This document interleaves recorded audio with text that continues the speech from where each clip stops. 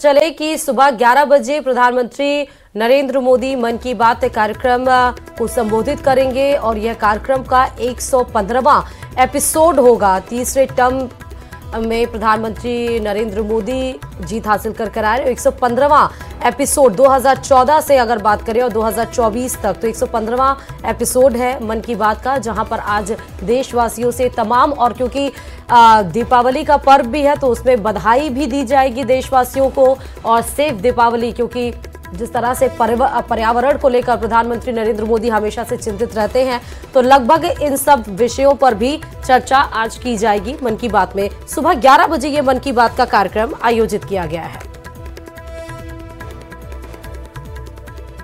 तो प्रधानमंत्री मन की बात कार्यक्रम के जरिए देशवासियों से जुड़ते हैं और बीते कुछ समय में जो घटनाक्रम हुए हैं उन सभी के विषय में इस मन की बात कार्यक्रम में चर्चा की जाती है। खासकर वो विषय जो समाज के लिए हितकारी हैं, प्रधानमंत्री उन्हीं विषयों का जिक्र करते हुए नजर आते हैं। अब क्योंकि दीपावली नज़दीक है, ऐसे में दीपावली की शुभकामनाएं भी रहेंगी और किस तरीके से लोकल फॉर वोकल को प्रधानमंत्री ने प्रमोट किया है उसके बारे में भी पीएम जिक्र करते हुए नजर आएंगे। और क्योंकि अभी कई सारे ऐसे घटनाक्रम बीते दिनों देश में हुए हैं, उन सभी विषयों पर मन की बात कार्यक्रम में प्रधानमंत्री जिक्र करते हुए नजर आएंगे। 115वां एपिसोड ये मन की बात कार्यक्रम का रहने वाला है। बताते चले योजनाओं का भी जिक्र प्रधानमंत्री नरेंद्र मोदी देते हैं। कुछ लोगों से वहां पर सीधे बात भी की जाती है, तमाम तरीके की व्यवस्थाएं की जाती हैं। अलग अलग राज्यों में एलईडी लगाकर या रेडियो के जरिए सुना जाता है प्रधानमंत्री नरेंद्र मोदी को। तो आज मन की बात का ये कार्यक्रम सुबह 11 बजे होगा, 115वां एपिसोड है। और चलिए बड़ी खबर आपको माधोपुर से बताते चले, क्योंकि शनिवार रात सवाई माधोपुर में रेल हादसा हुआ है और यहां मालगाड़ी का एक डिब्बा पटरी से उतर गया है। और यह हादसा उस वक्त हुआ जब मालगाड़ी रेलवे स्टेशन पर जाने के लिए लूप लाइन पर जा रही थी और इस दौरान मालगाड़ी के इंजन से तीसरा डिब्बा पटरी से उतर गया और ट्रेन डिरेल हो गई। जानकारी के अनुसार यह मालगाड़ी गंगापुर सिटी से सवाई माधोपुर की तरफ आ रही थी और इसी दौरान सवाई माधोपुर रेलवे स्टेशन के नजदीकी बी केबिन के पास यह हादसा हुआ। मालगाड़ी के दुर्घटनाग्रस्त होने की सूचना के बाद रेल प्रशासन में हड़कंप मच गया। तत्काल रेलवे का आवागमन को रोका गया, साथ ही रेलवे के आला अधिकारी भी मौके पर पहुंचे और राहत और बचाव दल भी मौके पर पहुंचा। हादसा किस वजह से हुआ इसकी जांच शुरू की गई है। तो ये आपको तस्वीरें दिखा रहे हैं सवाई माधोपुर की, जहां पर रेल के जो डिब्बे हुए हैं वो पटरी से ड्रिलेर हुए हैं। अधिकारियों को जैसे ही सूचना मिली, दिल्ली मुंबई रेलवे लाइन पर यह हादसा हुआ। मालगाड़ी का ये डिब्बा पटरी से उतरा है। तुरंत देखिए रात के समय में ही वहां सघन चेकिंग अभियान चलाया गया। अधिकारी पहुंचे, ट्रैक को पूरा देखा गया, वहां पर चेकिंग की गई, ट्रैक में क्या गड़बड़ी थी। मालगाड़ी का डिब्बा पटरी से उतरा है। ये बड़ी खबर आपको सवाई माधोपुर से बता रहा है। प्रदेश में 7 सीटों पर होने जा रहे उपचुनाव के लिए सियासी बिसात बिछ चुकी है। नामांकन प्रक्रिया पूरी हो चुकी है। बात अगर सलूम्बर सीट की करें तो यहां मुकाबला त्रिकोणीय होने जा रहा है। बीजेपी और बाप में सब कुछ सामान्य लग रहा है, लेकिन कांग्रेस में नाराजगी का दौर चल रहा है। रिपोर्ट देखिए।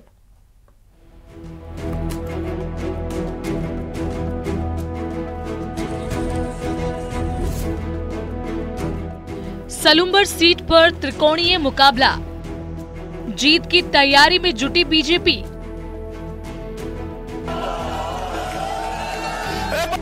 कांग्रेस में छाए कलह के बादल। उपचुनाव के लिए नामांकन प्रक्रिया पूरी हो चुकी है, लेकिन सलूम्बर सीट पर कांग्रेस के कुनबे में कलह का दौर चल रहा है। टिकट कटने से कांग्रेस के कद्दावर आदिवासी नेता रघुवीर सिंह मीणा नाराज चल रहे हैं। नाराजगी का दौर ऐसा है कि वो कांग्रेस उम्मीदवार रेशमा मीणा के नामांकन तक में शरीक नहीं हुए। दरअसल सलूम्बर सीट पर कई साल से रघुवीर सिंह मीणा या फिर उनकी पत्नी का कब्जा रहा है, लेकिन इस बार कांग्रेस आलाकमान ने अपनी रणनीति में बदलाव करते हुए रेशमा मीणा पर दांव खेला। लेकिन कांग्रेस का फैसला रघुवीर सिंह मीणा को रास नहीं आया। रघुवीर मीणा का कहना है कि कांग्रेस से बगावत कर साल 2018 में निर्दलीय चुनाव लड़ने वाली रेशमा को पार्टी टिकट कैसे दे सकती है। रेशमा जी मीणा 2018 में कांग्रेस पार्टी का उम्मीदवार मैं खुद ही था, उसके खिलाफ चुनाव लड़ी और हरवाया उसके बाद पंचायत समिति सदस्य का चुनाव बागी होकर लड़ी, उसमें कांग्रेस पार्टी के उम्मीदवार को हराया और 5 साल गुजरे नहीं और उसको वापस टिकट पकड़ा दिया। उसके पहले कांग्रेस पार्टी ने उनको 6 साल के लिए पार्टी से बाहर किया था। वो बिना किसी आवेदन के पार्टी में लेना, उसको टिकट दे देना और रघुवीर मीणा जैसे व्यक्ति को दरकिनार करना, तो मैं ये मानता हूँ कि मेवाड़ वागड़ में कुछ नेता ऐसे हैं जिनका नाम तो मैं नहीं ले रहा हूँ, आम लोग जानते हैं, आप कार्यकर्ता जानते हैं, वो ऐसी गतिविधियाँ चला रहे हैं जिससे ट्राइबल लीडरों में एक एक करके सबको मारने का काम किया जा रहा है। रघुवीर मीणा अपनी हार का ठीकरा रेशमा मीणा के निर्दलीय चुनाव लड़ने पर फोड़ते रही हैं। ऐसे में उन्होंने पार्टी आलाकमान से दोबारा विचार करने की भी मांग की थी। हालांकि सलूम्बर सीट से कांग्रेस प्रत्याशी रेशमा मीणा आला नेताओं के साथ मिलकर लड़ने और जीतने की बात कर रही हैं। पहले तो हमारे राष्ट्रीय नेतृत्व और प्रदेश लेवल, राष्ट्रीय और प्रदेश लेवल के हमारे जो अग्रज नेता हैं, उनको मैं तहे दिल से धन्यवाद अर्पित करती हूँ और आभार व्यक्त करती हूँ, जो उन्होंने मुझ पर विश्वास करके इस उपचुनाव में कांग्रेस पार्टी का उम्मीदवार घोषित किया है। तो मैं उनके विश्वास पर खरा उतरने का मेरा पूरा प्रयास रहेगा। सलूम्बर सीट पर कांग्रेस में जहां कलह के बादल हैं, वहीं बीजेपी में राहत की खबर है। यहां पार्टी से बगावत कर रहे नरेंद्र मीणा सीएम से मिलने के बाद शांत हो गए हैं और उन्होंने बीजेपी प्रत्याशी शांता देवी मीणा के लिए प्रचार की कमान संभाल ली है। नरेंद्र मीणा भी टिकट के प्रबल दावेदार माने जा रहे थे, लेकिन दिवंगत विधायक अमृतलाल मीणा की पत्नी शांति देवी मीणा को टिकट देकर भाजपा ने सहानुभूति कार्ड खेला है। विधानसभा उपचुनाव के लिए नामांकन प्रक्रिया पूरी होने के बाद सलूम्बर विधानसभा क्षेत्र से भी अब राजनीतिक स्थितियां स्पष्ट होने लगी है। एक और भारत आदिवासी पार्टी के जितेश कटारा पूरी दमखम के साथ चुनावी मैदान में उतरे हुए हैं और अपनी पार्टी को एकजुट करते हुए जीत का दावा कर रहे हैं, तो वहीं बीजेपी ने भी बगावत कर रहे नरेंद्र मीणा को मनाकर राहत की सांस ली है। नरेंद्र मीणा ने मुख्यमंत्री भजनलाल शर्मा से मुलाकात के बाद पार्टी को जिताने का संकल्प लिया है, लेकिन कांग्रेस की मुश्किलें टिकट वितरण के बाद अब बढ़ने लगी है। कांग्रेस के आदिवासी नेताओं में शामिल रघुवीर मीणा नाराज चल रहे हैं, वहीं बीजेपी ने नरेंद्र मीणा की नाराजगी दूर कर राहत की सांस ली है। वहीं इस सीट पर भारत आदिवासी पार्टी के जितेश कटारा के चुनावी मैदान में उतरने से मुकाबला त्रिकोणीय हो गया है। कांग्रेस के दिग्गज आदिवासी नेता और पूर्व CWC के सदस्य रघुवीर सिंह मीणा रेशमा मीणा के टिकट से बेहद नाराज हैं। वे नामांकन प्रक्रिया में भी नहीं पहुंचे और उन्होंने पार्टी आलाकमान से ये अपील की है कि जिसने पार्टी से बगावत की उसे टिकट देकर पार्टी आलाकमान ने गलती की। हालांकि अब देखना होगा कि पार्टी आलाकमान रघुवीर मीणा को मनाने में कितनी सफल होती है, क्योंकि यदि रघुवीर मीणा सलूम्बर अंचल में कांग्रेस से नाराज रहते हैं तो कांग्रेस की मुश्किलें बढ़ सकती है। कपिल श्रीमाली, न्यूज़ 18 उदयपुर। विधानसभा उपचुनाव के लिए चुनाव प्रचार परवान चढ़ने लगा है। चुनाव प्रचार के दौरान आकर्षण के केंद्र वाली तस्वीर भी सामने आने लगी है। जिले के लवाण से सामने आई है ये तस्वीर, जहां भाजपा प्रत्याशी के समर्थन में घर घर संपर्क कर रहे केंद्रीय मंत्री, कैबिनेट मंत्री किरोड़ी लाल मीणा महिला मतदाताओं के साथ डांस करते हुए नजर आए। दरअसल किरोड़ी लाल मीणा के भाई जगमोहन मीणा दौसा से भाजपा के प्रत्याशी हैं और अपने भाई के लिए किरोड़ी लाल मीणा गांव-गांव का दौरा कर रहे और इसी कड़ी में शनिवार की शाम जब वे लवाण पहुंचे तो वहां एक घर में जाकर लोगों से संपर्क किया और इसी दौरान वो महिलाओं की भीड़ एकत्रित हो गई।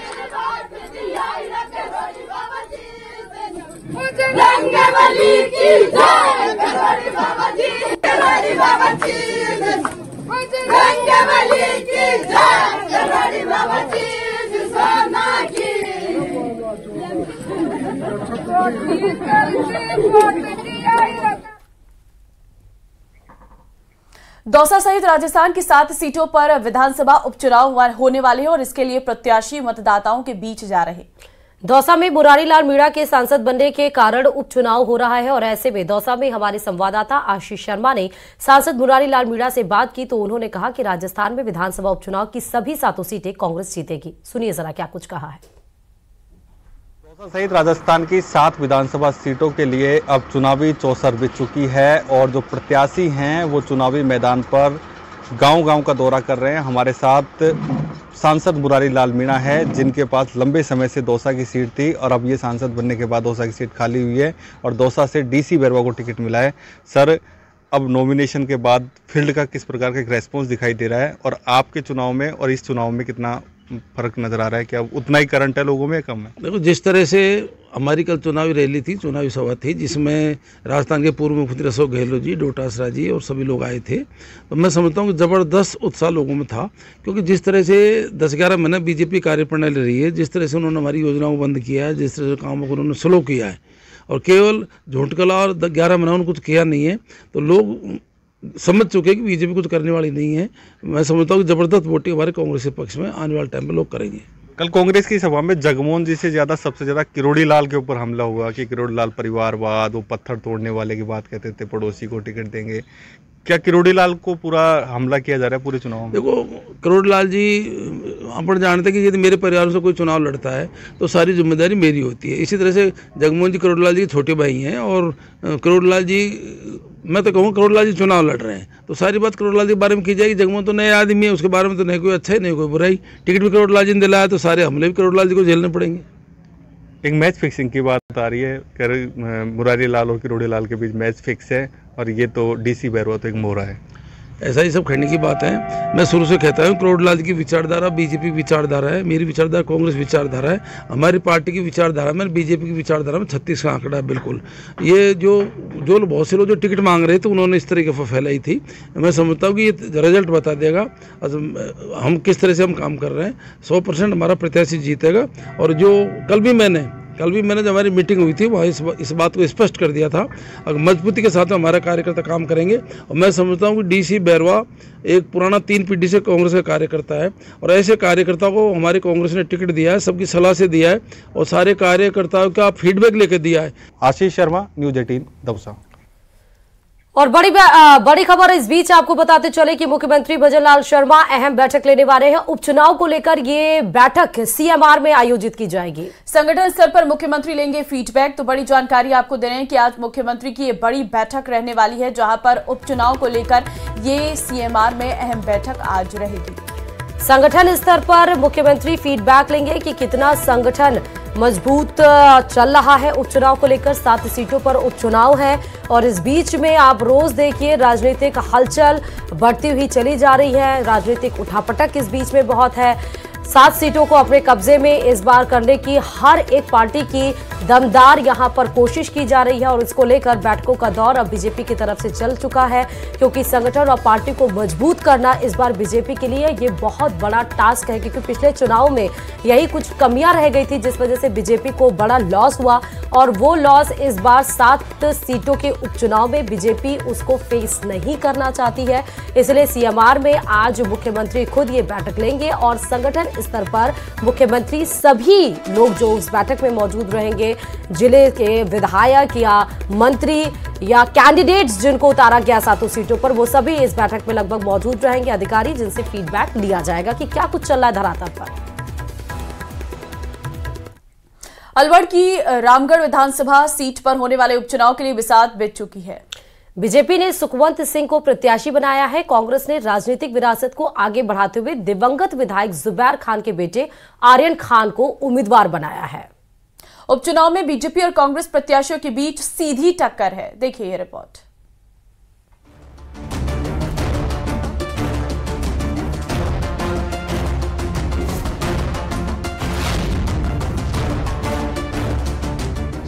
रामगढ़ में बीजेपी और कांग्रेस के बीच सीधा मुकाबला। सुखवंत सिंह और आर्यन जुबैर खान में कांटे की टक्कर। किस पर करेगी रामगढ़ की जनता विश्वास?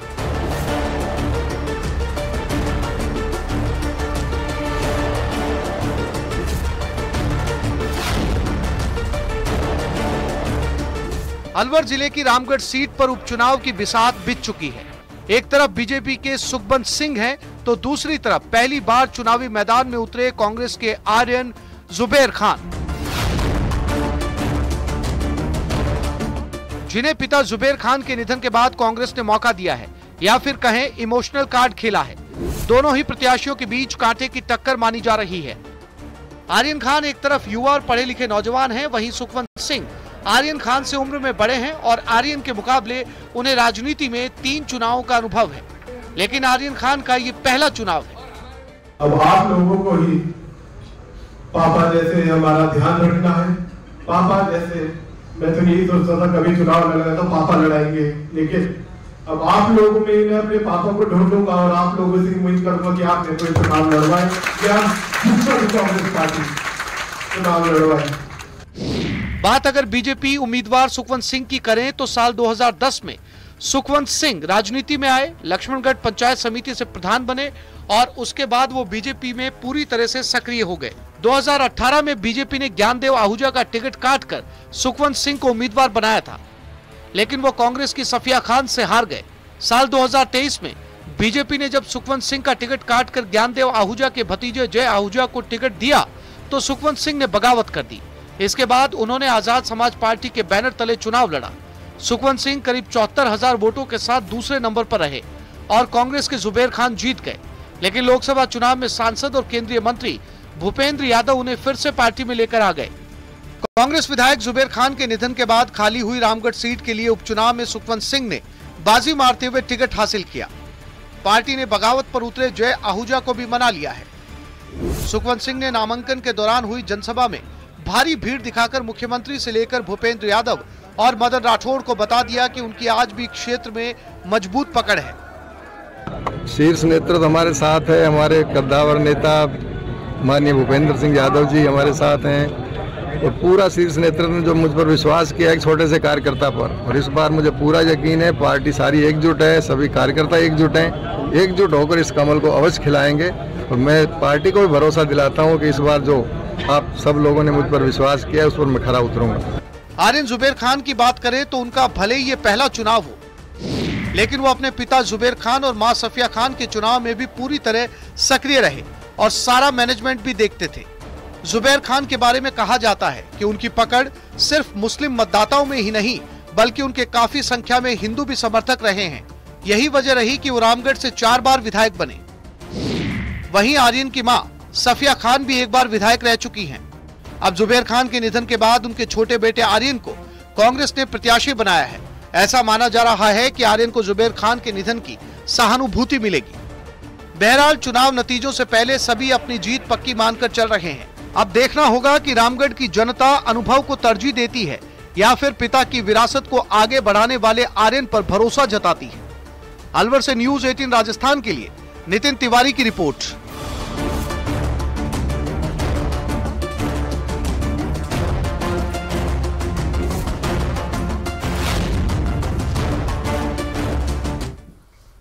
और भरतपुर से एक बड़ी खबर है, गौवंश से भरा कंटेनर पकड़ा है। भरतपुर और रूपवास मार्ग पर क्यूआरटी की कार्रवाई देखने को मिली, जहां पर गौवंश से भरे कंटेनर लेके जा रहे थे गौवंश तस्कर, और जहां पर क्यूआरटी की टीम वहां पर सीधे कार्रवाई करती हुई नजर आई। क्यूआरटी टीम और गौ तस्करों में फायरिंग की भी घटना वहां पर घटित। कंटेनर में 30 से ज्यादा गौवंश बरामद किए गए हैं क्यूआरटी टीम के द्वारा। गौ तस्कर अंधेरे का फायदा उठाकर फरार हो गए फिलहाल, और क्यूआरटी टीम के साथ गौरक्षक दल भी मौजूद था। ज्यादा जानकारी के साथ संवाददाता दीपक जुड़े हुए हैं। दीपक, गौवंश से भरा कंटेनर पकड़ा गया है, क्या जानकारी?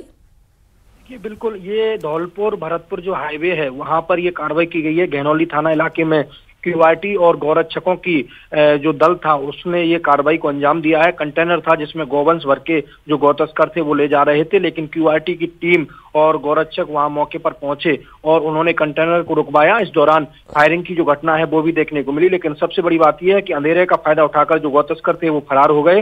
टीम ने जो कंटेनर था उसे रोक लिया है। ऑपरेशन नंदी प्रहार के तहत जो रेंज आईजी राहुल प्रकाश और एसपी मृदुल कछावा के निर्देशन में इस पूरी कार्रवाई को अंजाम दिया गया है। जी, अभी जो गौ तस्कर थे वो अंधेरे का फायदा उठाकर फरार हो गए, क्या उसके बारे में कोई जानकारी लग पाई है दीपक? देखिए, गौ तस्करों की तलाश की जा रही है, जिधर वो अंधेरे का फायदा उठा करके फरार हुए थे उधर नाकाबंदी कराई गई है। चारों तरफ जो QRT टीम है, चाहे वो गहनौली थाना पुलिस हो और अन्य टीम हो, वो तलाश कर रही है और उनका कहना है कि जल्द ही जो गौ तस्कर है उनको गिरफ्तार किया जाएगा। हालांकि जो गौ तस्कर थे उनको पहचान भी की गई है कि वो कौन सी साइड से आ रहे थे किधर, क्योंकि लगातार जो गौ तस्करी के मामले हैं वो देखने को मिलते हैं। तो उसके बाद उनको पुलिस अब तलाश कर रही है। जी, बहुत शुक्रिया दीपक तमाम जानकारी देने के लिए खबर पर। और इधर 13 नवंबर को लोकतंत्र का महाउत्सव है। इसमें मतदाताओं की भागीदारी बढ़ाने के लिए निर्वाचन आयोग जागरूकता अभियान भी चला रहा है। गांव-गांव, ढाणी-ढाणी जाकर स्वीप टीमें रंगोली कार्यक्रम के जरिए मतदान करने की अपील कर रहे। दौसा के सोमनाथ सर्किल पर भी सांस्कृतिक कार्यक्रम आयोजित किए गए। इस दौरान स्वीप टीम के कलाकारों के द्वारा एक से बढ़कर एक मतदान जागरूकता के गीत गाए गए। और तो राजनीतिक दल चुनावी प्रचार में लगे हुए हैं, वही प्रशासन मतदाताओं को जागरूक करने की कोशिश कर रहा है। दौसा में विभिन्न कार्यक्रम आयोजित किए जा रहे हैं। ये दौसा के सोमनाथ सर्किल पर कार्यक्रम आयोजित किया जा रहा है और 13 तारीख को अधिक से अधिक मतदान हो, ये कोशिश की जा रही है। हम एक बार बात कर लेते हैं, किस प्रकार के कार्यक्रम आयोजित किए जा रहे हैं, क्या उद्देश्य है? सर, जैसा कि सभी जनता को और आपको पता है कि दौसा विधानसभा उपचुनाव 2024 हैं, तो हमारी जिला स्वीप टीम दौसा आज सांस्कृतिक कार्यक्रम, गीत और नुक्कड़ नाटक के माध्यम से आज अवेयरनेस के लिए अधिक से अधिक मतदान हो और मतदाता जागरूकता के लिए अपील की जा रही है। पूरे दौसा जिले के अंदर श्रीमान जिला निर्वाचन अधिकारी और CO साहब के नेतृत्व में बेहतरीन काम हो रहा है। मत की महिमा गणी निराली, ध्यान धरी ले ओ सारा मतदाता मत की जो भाया याद कर ले, भाया याद कर ले। इस प्रकार के गाने यहाँ पर गाए जा रहे हैं। उद्देश्य एक ही है कि मतदाता जागरूक हो और जो 13 तारीख को जो यहाँ दौसा में विधानसभा उपचुनाव के लिए मतदान है, तो अधिक से अधिक मतदान हो और लोकतंत्र का जो उत्सव है, दीपावली के बाद में जो सबसे बड़ा एक महोत्सव आने वाला है लोकतंत्र का, उसमें अधिक से अधिक आम जन की भागीदारी हो, हर मतदाता की भागीदारी हो। इसी उद्देश्य को ध्यान में रखते हुए स्वीप टीम द्वारा जागरूकता के विभिन्न कार्यक्रम आयोजित किए जा रहे हैं। आशीष शर्मा, न्यूज़ 18 दौसा।